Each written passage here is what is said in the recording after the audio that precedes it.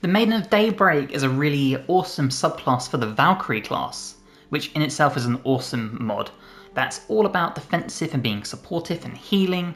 So let's go over it. We're going to go level by level, combat tutorial, and all the items you can need. So of course we start with the Valkyrie mod. Now this will give you First Light as a spell, so you can shine heavenly light onto creatures to heal them. This costs 1 Divine Favour, which you can see underneath. Divine Armament, so you can imbue our weapon to give it a +1 to attack rolls and deal additional 1 to 4 radiant damage. This is concentration, will last until long rest, also costs 1 Divine Favour. There's Rainbow Bridge, so travelling onto the Rainbow Bridge you can teleport to any space in range as a bonus action for 1 Divine Favour. We've got Norse Battle Spirit, so Norse creatures generate Divine Favour by pleasing their gods. Fighting enemies, healing allies, or praying to the gods are just some of the things that can generate Divine Favour. So that is your ability that you use, that is the the points you accumulate that you can use to cast these abilities. We also gain Simple Weapon, Battle Axe, Longsword, Trident, Warhammer, Pike, Halberd, Great Sword, Great Axe, Light Armour, Medium, Heavy, and Shield proficiencies. Now for your Aesir, you basically get to choose a god and you gain one of their abilities. I'm personally taking Heimdall's Rainbow Bridge, which you would have saw previously on the first page. There's lots of awesome options here. This one allows you to teleport to any space in range. World of Ice allows you to gain a +2 AC and advantage on Constitution saving throws as long as you are standing on ice. This also applies to your allies. This one allows you to see through any illusions and invisible objects. This one, you can unlock any locked object. This one allows you to generate more Divine Favour while in combat. This one gives you advantage on all skill checks. This one allows you to give allies Aurora Veil while in combat, and this essentially regenerates health equal to your level at the start of your turn. Hell's Rotting Present allows you to apply Burning Rot to enemies in melee range. This one allows you to cast Illusionary Tricks. This one will give you a +3 to attack rolls and a -3 to saving throws, but you're unable to cast spells. This one provides you with resistance to lightning damage and immunity to thunder damage. This one will give you a +1 to attack rolls and you can cast Divine Armament as a bonus action. This one gives you the ability to become immune to effects that would move or incapacitate you. This one allows you to do the effects of Aurora Veil while in combat on yourself. This one allows you to inflict a target with a god's poison. So pick and choose one you really like here, but I do think being able to teleport is the best option. For your ability points, we're going to go 16 Strength, 10 Dexterity, 16 Constitution, 8 Intelligence, 14 Wisdom, 10 Charisma. For your proficiencies, take whatever fits your roleplay. Valkyrie level 2 brings Sundering Strike, so we can strike an enemy dealing 9 to 27 slashing damage. If we miss, we reduce their AC by 2, but if we hit, we increase the damage they take by 1d4. This lasts for 3 turns, costs 1 Divine Favour. This is a really broken skill, I think. 1 Divine Favour to be able to do this. If you hit, there's a good benefit. If you miss, there's a good benefit. Overall, a very solid skill. Valkyrie level 3 unlocks our specialisation. Now before this, we gain Heavenly Smite. So when we hit an enemy, we can call on Odin to smite them for an additional 2 to 8 radiant damage. We gain Valkyrie's Wings, I'm probably butchering the pronunciations, but bear with me, which means we can fly to a target position. And Valhalla create Enherj. So we can select a fallen ally and they will come back to life as an Enherja to keep on fighting. This being will die as soon as combat ends. This also costs 1 Divine Favour. And you can check out the subclasses here. So we are being the Maiden of Daybreak, but since this is the first look at this mod, I'll just go over them all. You've got the Maiden of Valhalla and the Maiden of War. The mod maker has very nicely put the kind of playstyle. So the Maiden of War is offensive, the Maiden of Valhalla is balanced, and the one we are doing, the Maiden of Daybreak, is defensive/support, which you'll see through a lot of healing capabilities. So this will give you Maiden of Daybreak as an ability. Nearby allies gain a +1 to saving throws, and you can cast First Light as a bonus action, which is a Divine Favour heal. A Valkyrie level 4 brings a First Feat. We gain Swift Descent, so our movement speed increased by 3 meters, and our jump distance is increased by 3 meters. And Brutal Swing. We can swing our weapon in a large arc to attack up to 3 enemies at once with 1 Divine Favour cost. For an ability improvement here, we are going to take this and bump our strength up to 18. Valkyrie level 5 brings Favoured by the Gods. So we've been blessed by the gods, so we're immune to poison, diseases and being cursed.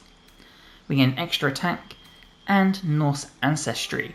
So we can use our ancestral knowledge to talk to a humanoid corpse to answer up to 5 questions. It's kind of like Speak with Dead. Doesn't work on undead, and skeletons and creatures killed by acid, fire, lightning, necrotic or radiant damage can't have a mouth to be able to talk to do this. A Valkyrie level 6 brings Purging Light. So as a bonus action and 1 Divine Favour, we can channel Divine Energy to remove all negative effects from ourselves or an ally. We also gain Divine Retribution, which means if we take an attack, we can retaliate for 2 to 20 radiant damage. Valkyrie level 7 brings Deny Life. We can block a target from being healed. And Aurora Veil. For 5 turns and 2 Divine Favour charges, nearby allies gain Aurora Veil and begin regenerating health at the start of their turn. A Valkyrie level 8 brings a new feat. Before that we gain Battle Maiden, so every time we take damage we can gain a +1 to our AC until our next turn, and this can stack. Now we get another passive here, and take what you feel like, but for me I like taking the Thirst for Vengeance because we regenerate more Divine Favour while in combat. For the ability improvement, you probably guessed it, but we're going to max out our strength at 20. Valkyrie level 9 brings Age of Henjaris, so if that being that we can summon once an enemy falls, kills an enemy, they'll come back to life. And Yezdrael, Gift of Life. Sacrifice yourself to revive and fully heal all nearby allies and grant them life force. You cannot be revived until the end of combat. This costs 4 Divine Favour, but is a nice way of just getting everyone up if you need to. Valkyrie level 10 brings Divine Herald. Surround yourself in Celestial Radiance, the light of heavens. This costs 2 Divine Favour, and it means 2 to 8 radiant damage to any foes that come within 2 meters of us. Think of it like a very small version of Spirit Guardians. Valkyrie level 11 brings Aegis of Light. We can shield an ally with Divine Barrier. They cannot take damage if struck from outside the barrier. This lasts for 5 turns and costs 3 Divine Favour. Awesome way to protect allies that are near to death or have awesome buffs like a ranger, so they need to be ranged and just fire arrows. Lots of good capabilities here. Valkyrie level 12 brings our final feat, as well as Odin's Judgment Salvation. Once per long rest we can make an ally immune to damage, revive them first if they are dead. This lasts for 1 turn and costs 4 Divine Favour. For a feat here we're going to take Great Weapon Master, since we're using a 2-handed weapon. Means we cannot be critically hit. If we kill a target with a melee weapon attack, we can make another one as a bonus action that turn. And if we're proficient with a weapon, and we are, we can add 10 damage at the cost of a -5 attack roll penalty. Let's go over our equipment, and we start with the Helldusk Helmet. So we can see in magical and ordinary darkness up to 12 meters and cannot be blinded. We also have a +2 to our saving throws, and we cannot be critically hit.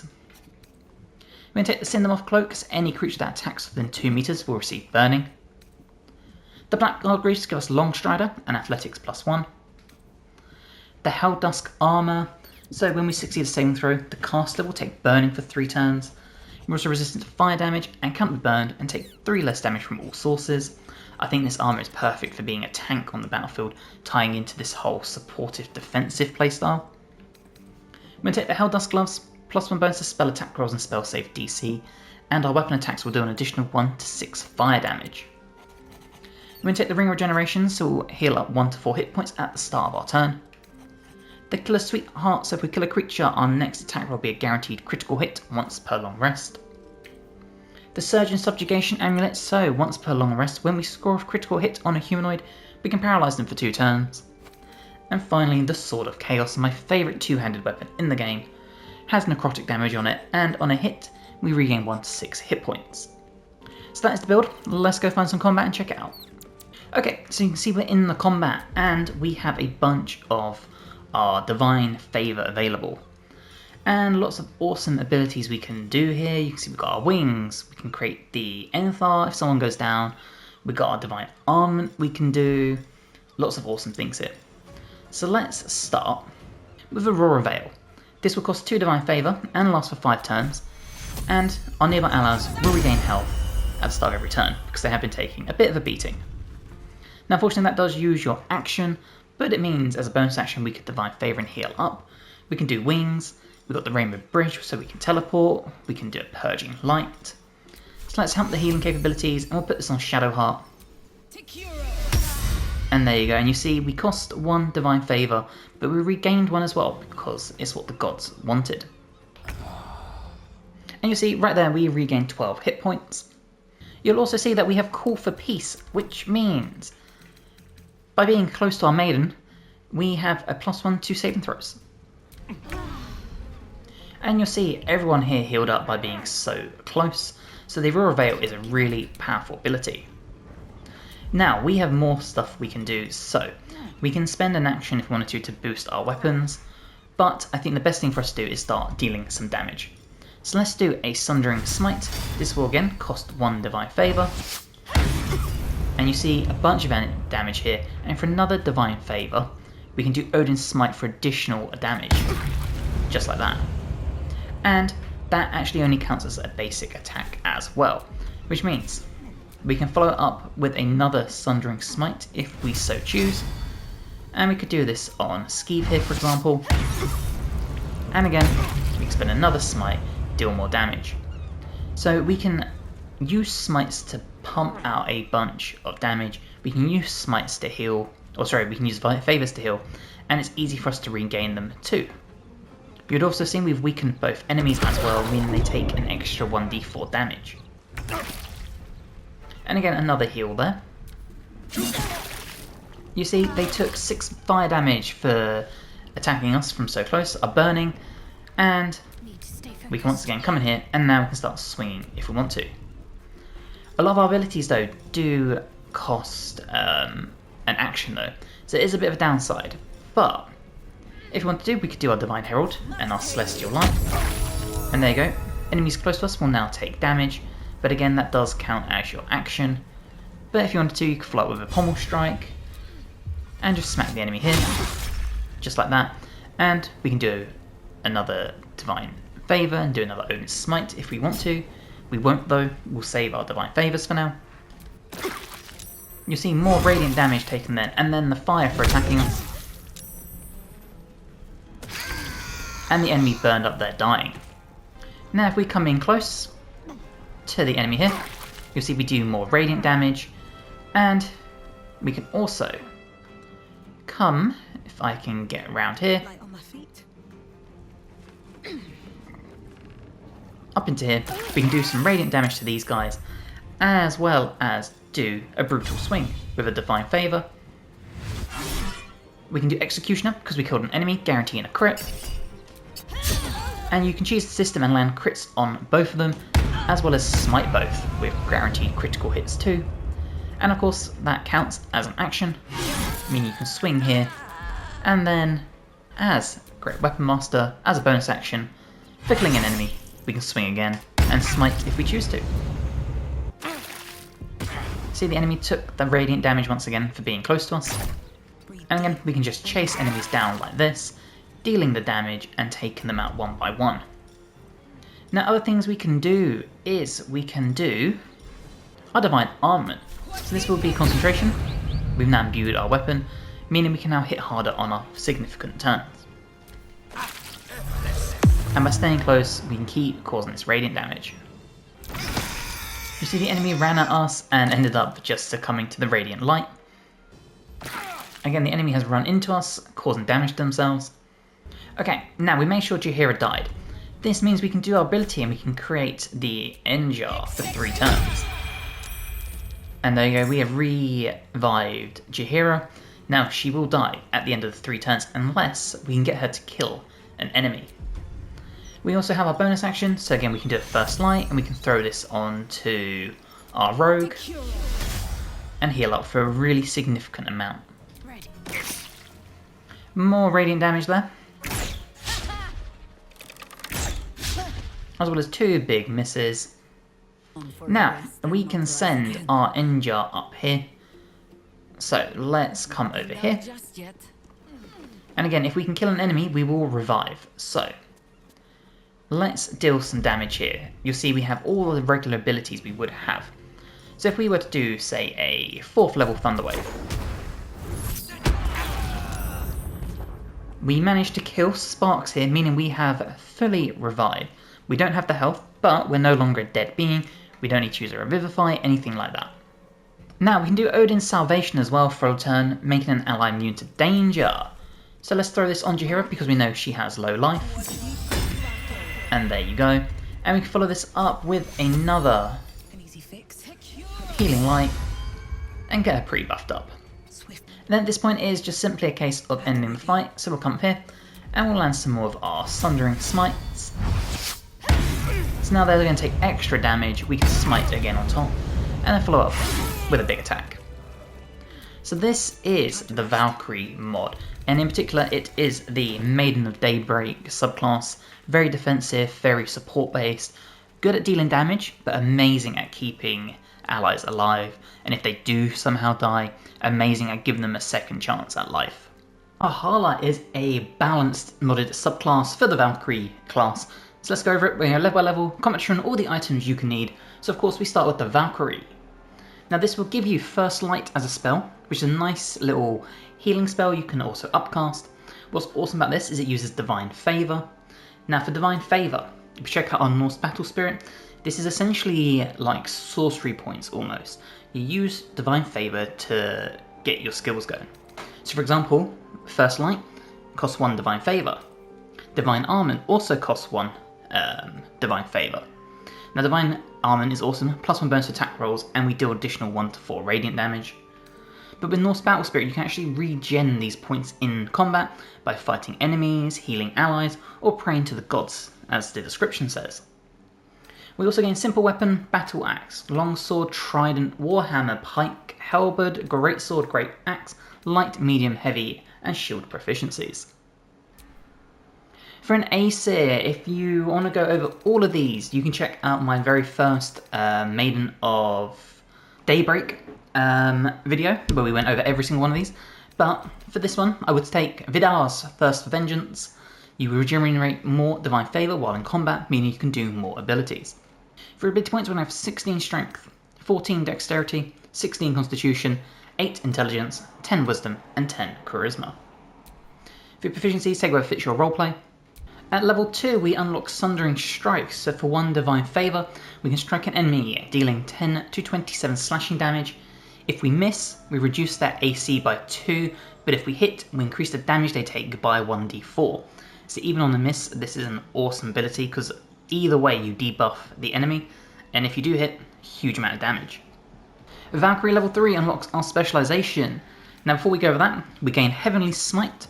So when you hit an enemy, you can call on Odin to smite them for an additional 2 to 8 radiant damage. I believe that this costs 1 Divine Favour too. We get Valdur Wings, so we can fly to a target position. And Valhalla Create Enhaja.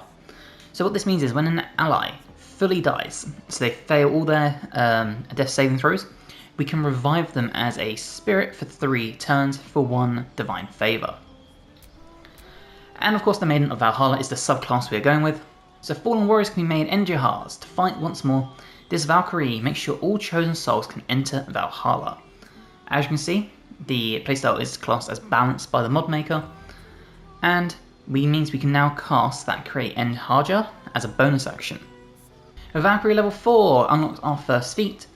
We also gain Swift Descent, so our movement speed increases by 3 meters, as well as our jump distance by 3 meters.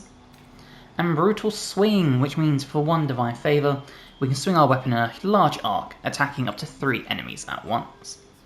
For ability improvement, we are going to take our strength up to 18. And that brings us to Valkyrie level 5, where we gain Favoured by the Gods. So we're immune to poison, diseases, and being cursed. We gain extra attack, and Norse Ancestry, which is basically like a version of Speak with Dead. We can talk to a humanoid corpse to ask up to 5 questions. Skeletons and creatures killed by fire, acid, lightning, necrotic, or radiant damage can't be cast on, neither can undead. Valkyrie level 6 brings Purging Light, so as a bonus action and 1 Divine Favour, we can channel Divine Energy to remove all negative effects from us or an ally. And Unyielding Echo, if we would die, we'd become an Enhaja instead, which is basically like we get 3 turns of basically not fully die, can be a huge lifesaver. Valkyrie level 7 brings Deny Life, block the target from being healed for 5 turns and 1 Divine Favour. And Aurora Veil, which is an incredible ability. This costs 2 Divine Favour, but for 5 turns will regenerate health to everyone nearby us. It's awesome. Valkyrie level 8 brings our second feat, as well as Battle Maiden. So, we get a +1 to our AC until our next turn after taking damage, and this can stack. So you can really tank the battlefield with this. For an AC here, we're going to take Hell's Rotting Presence. So the Fire of Hell, you apply Burning Rot to enemies in melee range. And then for your feat, you probably guessed it, we're going to max our strength at 20. Valkyrie level 9 brings the Age of Enhajars.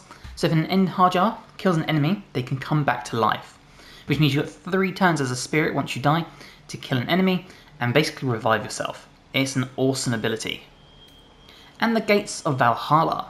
So whenever a nearby enemy dies, we collect their soul and strengthen ourselves to send them to Valhalla. Valkyrie level 10 brings Divine Herald.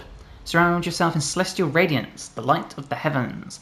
This is like a very minor version of Spirit Guardians and only costs 2 Divine Favour. It's awesome. Valkyrie level 11 brings the Aegis of Light.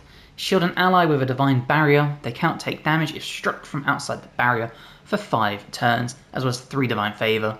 Another really awesome defensive ability to preserve your allies.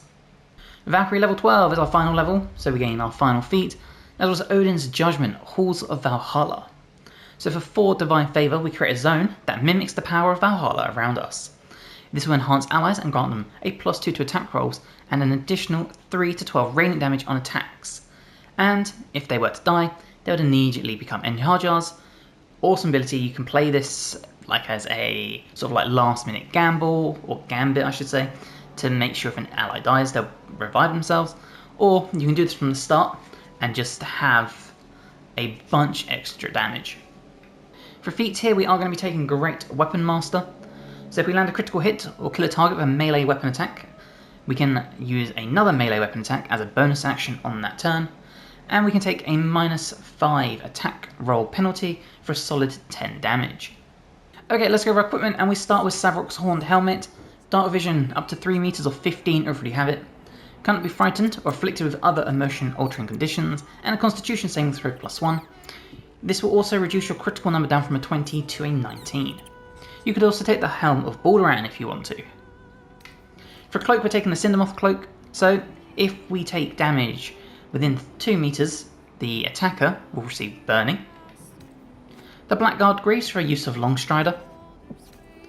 I've gone with the Flawed Helldusk Armour. When you hit by a foe within 2 meters, it might take 1 to 4 fire damage, as well as 1 less piercing damage.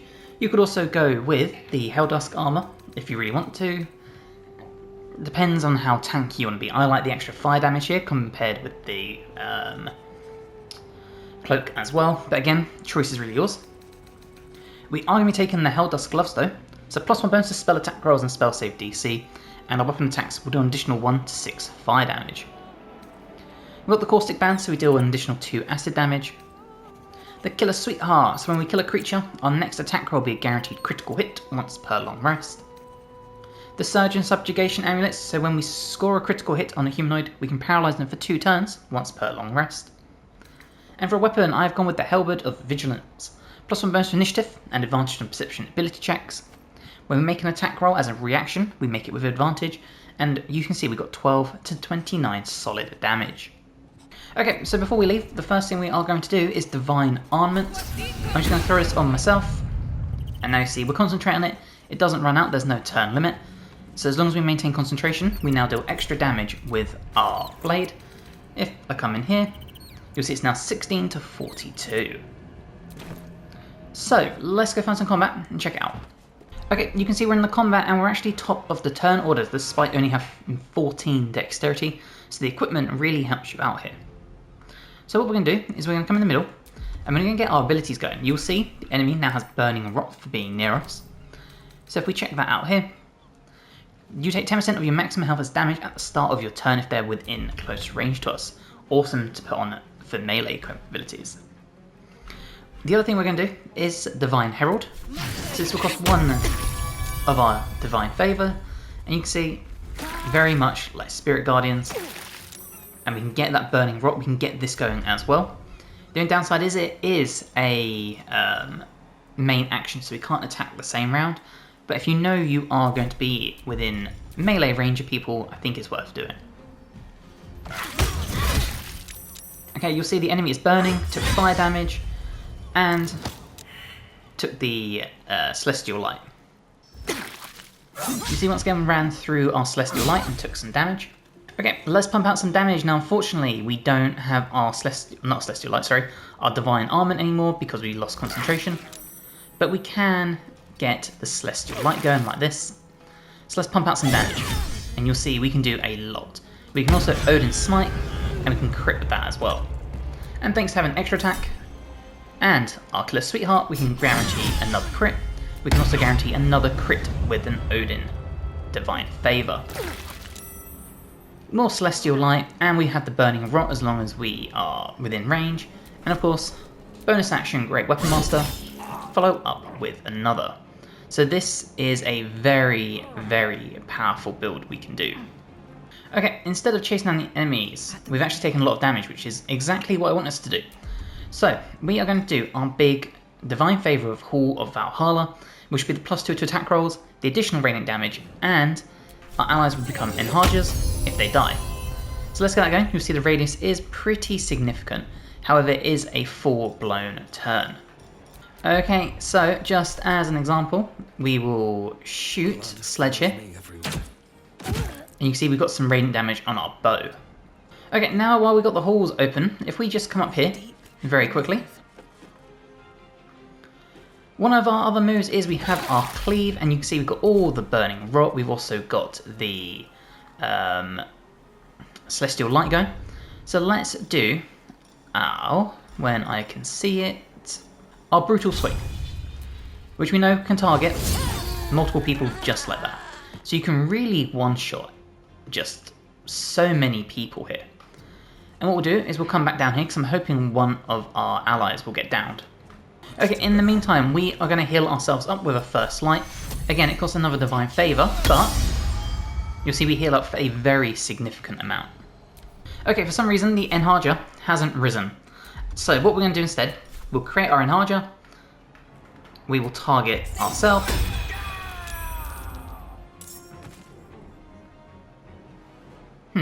Interesting. Okay, you can see we've got the Burning Rock going still. What we are going to do is our Sundering Smite. So remember, if we miss, they will still become weakened with a less AC. But on every hit here, we can still land our Odin Smite. And now you see, we missed the second time with our Smite, so now they have the reduced AC. And again, we can just come in here with two very basic attacks. Now we know they've got the reduced AC, and we can keep smiting. And you see, every time we kill an enemy, we gain 2 smites back. Okay, for some reason, the Hall of Valhalla seems to have broken the Create Enharger, which is a little unfortunate. I'll try and show it though after this. But for now, let's get our wings going, and we'll close down the gap here, ready to start hunting down this one. And we can close the distance with Rush Attack, which did miss, but it's fine, because then we can still follow up with another Smite, just like that. And at this point, it's simply just a case of ending the fight, just like that. What we can do is our Norse Ancestry, and if we were to do this on the Barbarian, you see we have that version of Speak with Dead, so it's a pretty awesome skill to have. What I'm going to do is I'm going to insert here how the Enharger works based on the first video I did, so you can see it at least in action. Okay, now we made sure Jaheira died. This means we can do our ability and we can create the Enjar for 3 turns. And there you go, we have revived Jaheira. Now she will die at the end of the 3 turns unless we can get her to kill an enemy. Let's deal some damage here. You'll see we have all the regular abilities we would have. So if we were to do, say, a 4th level Thunderwave,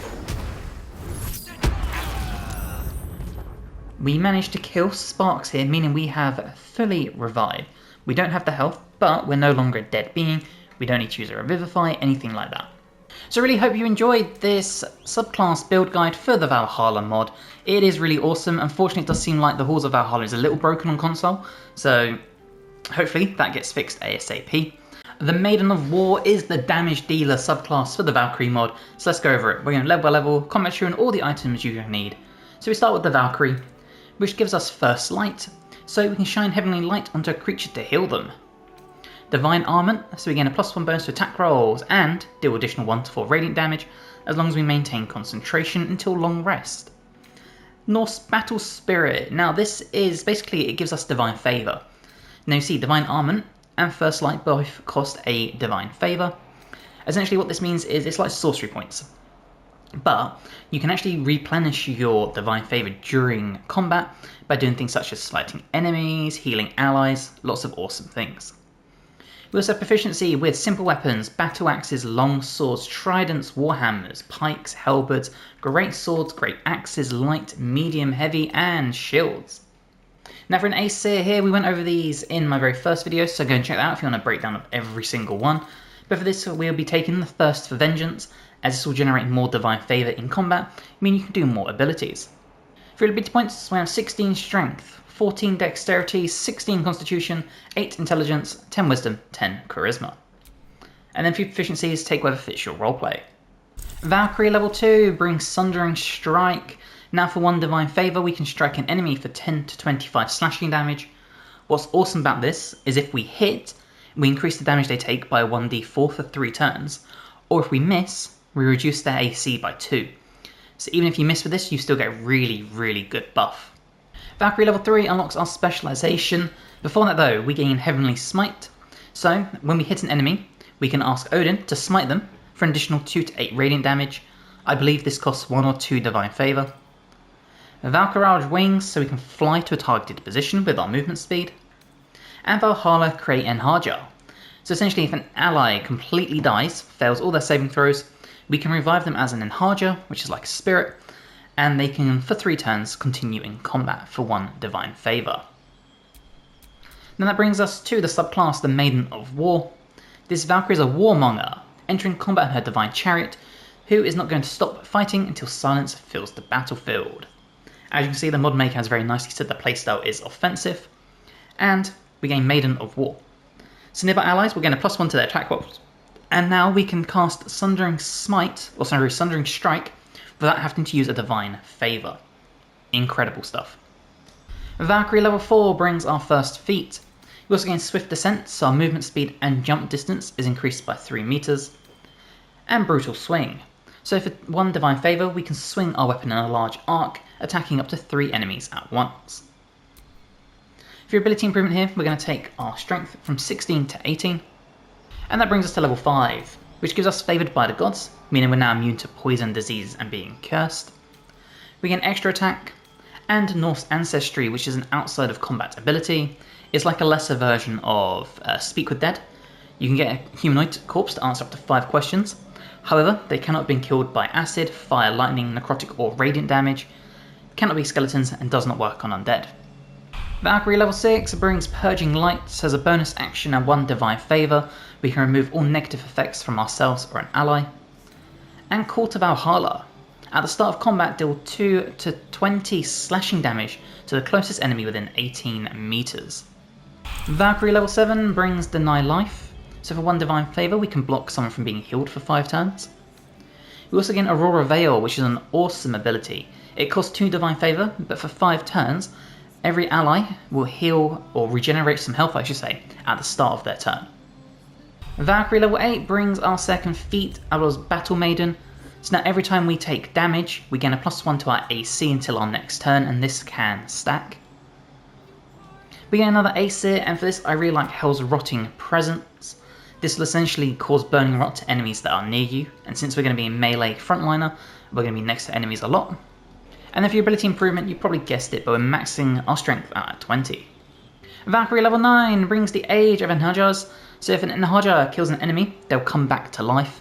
So that's awesome. It means basically if one of your allies dies, you've got 3 turns as a spirit to kill an enemy and revive yourself. You also have Fearmonger. So weak enemies are scared of you and become fearful if close to you. Valkyrie level 10 brings Divine Herald. So surround yourself in Celestial Light. This costs 2 Divine Favour and it's like a very small version of Spirit Guardians. Super useful though. Valkyrie level 11 brings Aegis of Light. Shield an ally with a Divine Barrier. They cannot take damage or struck from outside the barrier. This costs 3 Divine Favour, lasts for 5 turns and is a really awesome way to protect an ally. Really, really helpful to place on a spellcaster who's got like haste or hold person go. And then finally, Valkyrie level 12 brings Odin's Judgment Annihilation. So, unleash a devastating multi-hit combo infused with Celestial Fury. Target will only take 3 to 30 radiant damage on a successful save though. This is for Divine Favour ability, but is pretty hefty. And then for your ability improvement, your feat I should say, you can either take Alert for the +5 bonus to initiative, or you can take Savage Attacker. So when we make a melee weapon attack, we roll our damage dice twice and use the highest result. I'm personally going with Savage Attacker, but Alert works really well too. Okay, let's go over our equipment, and we start with the Helldusk Helmet. So we can see in Magical and Ordinary Darkness up to 12 meters. Cannot be blinded, we cannot be critically hit, and we have a +2 bonus to our saving throws against spells. The Cindermoth Cloak, so a creature that damages the wearer within 2 meters will receive Burning. The Blackguard's Grease gives us use of Longstrider. The Helldusk Armour, so when we succeed the saving throw, the caster will take Burning for 3 turns. Resistant to fire damage can't be burned, and 3 less damage from all sources, really helping our tanking ability. The Helldusk Gloves, so +1 bonus to spell attack rolls and spell save DC, and our weapon attacks will do an additional 1 to 6 fire damage. The Caustic Band for 2 acid damage. The Killer Sweetheart, so if we kill a creature with an attack roll, the next one we do will be a guaranteed critical hit once per long rest. The Surgeon Subjugation Amulet, so once per long rest if we score a critical hit on a humanoid, we can paralyse them for 2 turns. For a shield, take any shield you want, either go with one that's got really good AC bonus, or one with a good buff, whatever you want. And I'm using the Blackguard Sword. I really like the necrotic damage on it and the damage output. You could also use Ketheric's Warhammer, something like that, but essentially any strength-based one-handed weapon you want to use it will work very well. So as soon as we finish a long rest, the first thing we are going to do is our Divine Armament. This will cost 1 Divine Favour, but you'll see it boosts our damage output.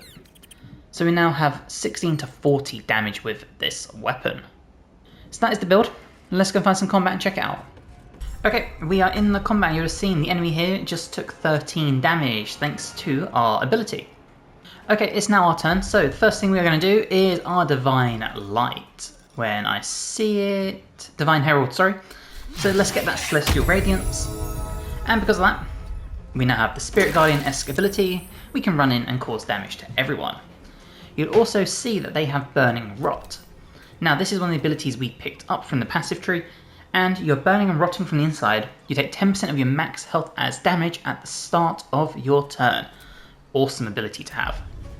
The only downside, as you can see, that does class as your action using your Divine Herald, but we can still follow up with a Pommel Strike to at least pump out a tiny bit of damage, and we can do Odin's Smite for that little bit of extra radiant. Now you see all of our characters have Call to Arms, which is the +1 bonus to attack rolls, so very helpful having in the Maiden of War. And you'll see the rot and the radiant damage there from the light, and you'll see the enemy is very quick to try and run away, so they stop rotting. And again, more rot and radiant damage. Okay, now let's pump out our damage. So we'll come into the middle here, so we gain the Celestial Light on both and the Rot. And you remember we can do our Sundering Strike without requiring any Divine Favour.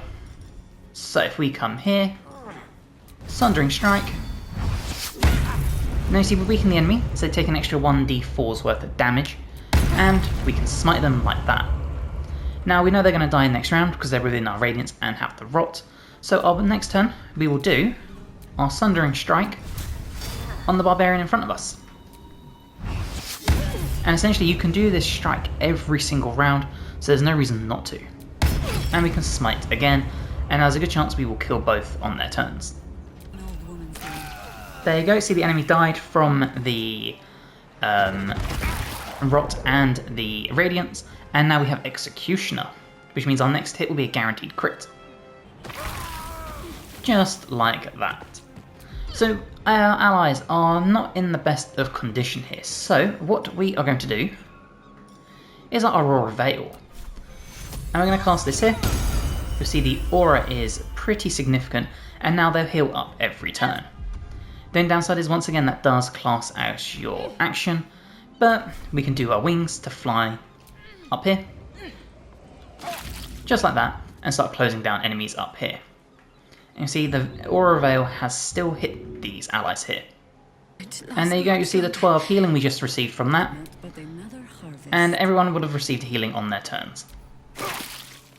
We got more Burning Rot and Celestial Light going there. And you see we've healed up once again for another 12 HP. So Aurora Veil is awesome for just continuously healing people up. Paired with a Cleric, and you can have non-stop healing going. And you'll see we've got pretty good AC where attacks just aren't really getting through to us. So let's come over here and we'll try and finish off these enemies. We killed one immediately, and with this one we will do our Sundering Strike. And we can do Executioner. So you can see the big crit damage we do, we wiped the enemy out. And then we can make sure we can fly to get around.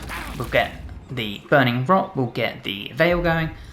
And then once again, we'll come in here with another Strike. And we'll Smite as well. So you can really pump out this damage here. And you see even more passive damage, so this is just an incredible way of frontlining. You can tank, you can heal, and you can pump out some insane damage, especially since the Celestial Radiance isn't concentration based, it just lasts for 5 turns. And again, we'll just continue this with our big Sundering Strike. And we'll keep smiting, and we'll follow this up with one very base attack, just like that. And we'll come down here ready to fight the last enemy, who is hiding just up here. Okay, time to hunt this enemy down, and you will remember we have our Valhalla Annihilation. And you see you do mass damage with this, we can smite on top, and if we wanted to, if we had enough, we could follow this up with one more, or we can follow it up with another Sundering Strike and finish enemies off. So this is just an incredibly powerful frontline damage dealer, but who can tank, who can heal, all sorts. And don't forget, we have got our abilities such as, when I see it here, our Norse Ancestry, where we can talk to a corpse, just like Speak with Dead, just like this. So, I really hope you've enjoyed the Maiden of War subclass for the Valkyrie mod. If you have, let me know in the comments, let me know your change as well, and go and check the mod out. If you're not ready, please subscribe to the channel for more. I've got more guides to Baldur's Gate, Dragon Age, Wu Chang Fallen Feathers, Elden Ring, Oblivion, Expedition 33, all the amazing RPGs you could ever need. And hopefully I will see you in the next one. Bye guys.